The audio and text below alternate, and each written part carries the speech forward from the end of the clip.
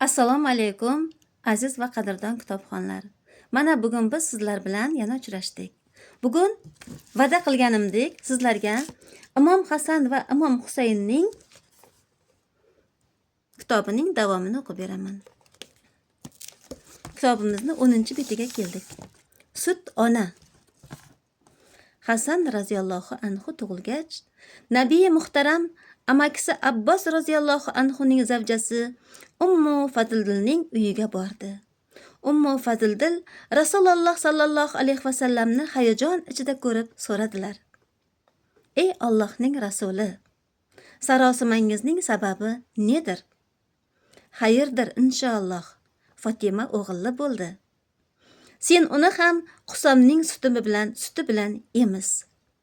Xo'p bo'ladi, ey Allohning rasuli. Bir qancha muddat Hazrati Hasanni Ummu Fazldil emizdi. Payg'ambar chechaga Hasan raziyallohu anhu go'zal yuzli, malak bo'yli, totli boqishli, oltin sochli, kumush tanli edi. Allohning habibi u haqda amakisi Hazrati Muso alayhissalomdan merosdir deb marhamat qilgandilar. Asmo binti Umays deydi. Hasan tug'ilgach, Allohning rasuli Fatimaning uyiga keldi va ey Asmo, menga o'g'limni ko'rsating dedi.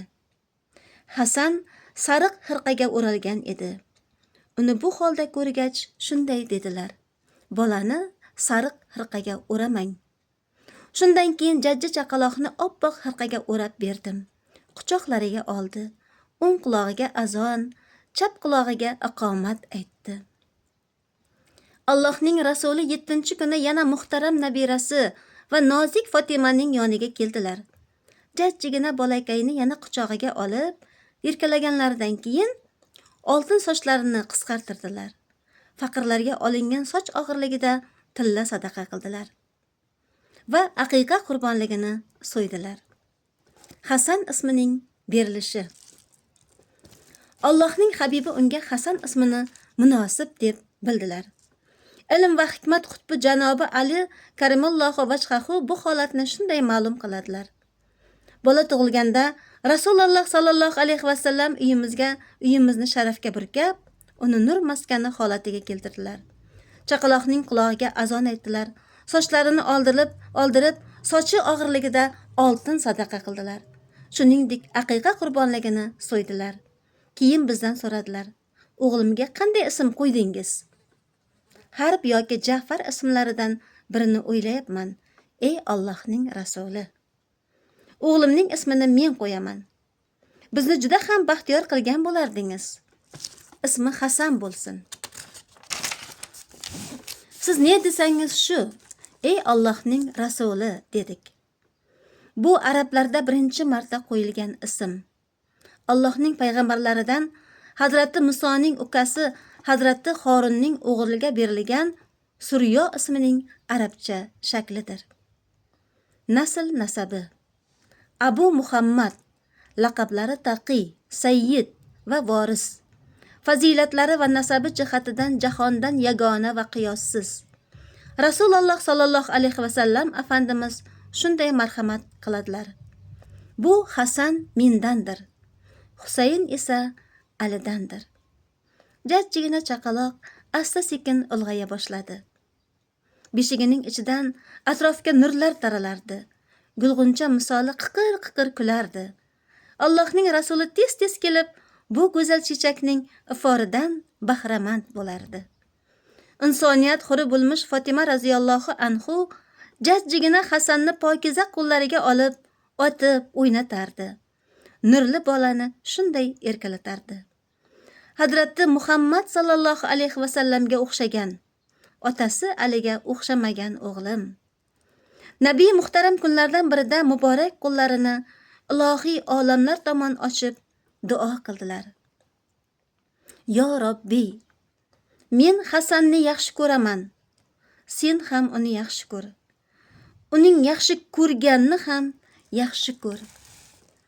Nazokat va marhamat madani Hazrati Abu Bakr radhiyallohu anhu kunlardan birida payg'ambar masjidida peshin namozini ado etganlaridan so'ng Hazrati Ali karamullohu vajhahu bilan chiqib biroz birga yurdilar.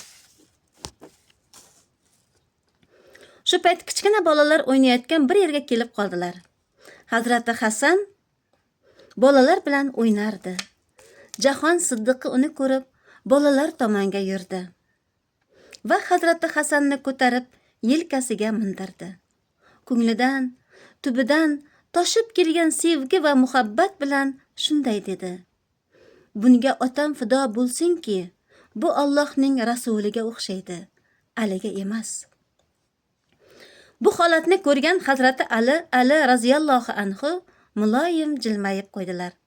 Rostdan ham Hasan raziyallohu anhu Allohning habibiga juda ham o'xshardi. Hech kimsa abadiyat nabiysiga u qadar o'xshamasdi. Anas ibn Malik raziyallohu anhu Allohning rasuliga Hazrati Hasan bilan Hazrati Fatima kabi o'xshaydigan biror kimsa yo'q edi, dedilar. Koinot sarvari u haqda surat va siyrat jihatdan menga o'xshamaysan deya marhamat qilganlar. Boshqa bir hadisi shariflarda esa Hasan mendan, Husayn Alidandir deb ma'lum qilganlar.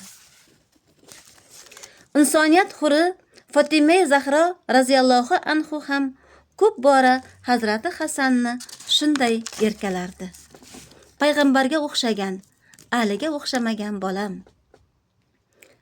Hasan raziyallohu anhuning Rasulullohga o'xshashligi boshidan ko'ksigacha bo'lgan qismida edi. Koinotning yaratilish sababchisi bo'lgan Allohning habibi, abadiy zamon va makon, jamiki maxluqotlarning payg'ambari, jajjigina nabirasi janobi Hasanni juda ham yaxshi ko'rar, uni muborak yelkalarida ko'tarib yurardilar. "Allohim, men uni yaxshi ko'raman, sen ham uni yaxshi ko'r, uni yaxshi ko'rganni ham yaxshi ko'r" deya duo qilardilar. Insoniyat toji shunday marhamat qilardilar. Hasan va Husaynni sevgan meni sevgan hisoblanadi. Ularga qahr qilgan menga ham qahr qilgan bo'ladi. Ular mening dunyoda o'pib hidlagan ikki rayhonimdir. Hasan bilan Husayn jannat yoshlarining ikki sardoridir. Bir kuni Nabiy muhtaramning yonida Aqra ibn Habis ismli bir kimsa bor edi. Allohning rasuli jajjigina nabirasi janobi Hasanni o'pdi. Buni ko'rgan Aqra hayronu lol qoldi. "Ey Allohning rasuli, meni 10 ta bolam bor. Ularning birortasini umuman o'pmayman" dedi. Allohning rasuli muborak ko'zlari ila unga chuqur termuldilar va "Marhamat qilmaganga marhamat ko'rsatilmas" dedilar. Mening o'g'lim asl yigit. Oyni bir ishorasi bilan ikkiga bo'lgan, Miroj kechasida hatto Jabroil alayhissalom to'xtaydigan, manzillardan ham to'xtamay o'tgan buyuk payg'ambar masjidi Nabaviyning muborak minbarida edilar. U zot ulug' sahobalariga dunyo va oxiratning eng nozik hikmatlari xususida so'zlab turardilar. Hazrati Hasan ham u zotning yonida edilar.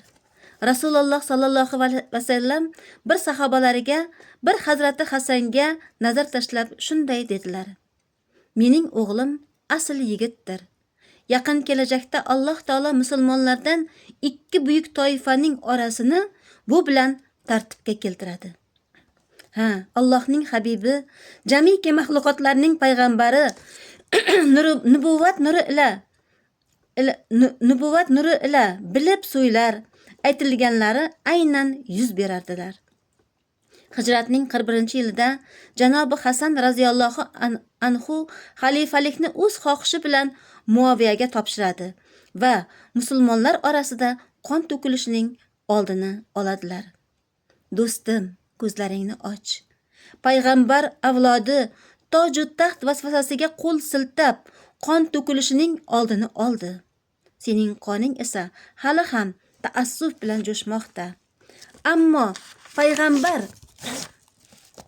avlodlarida bunday dard yo'q.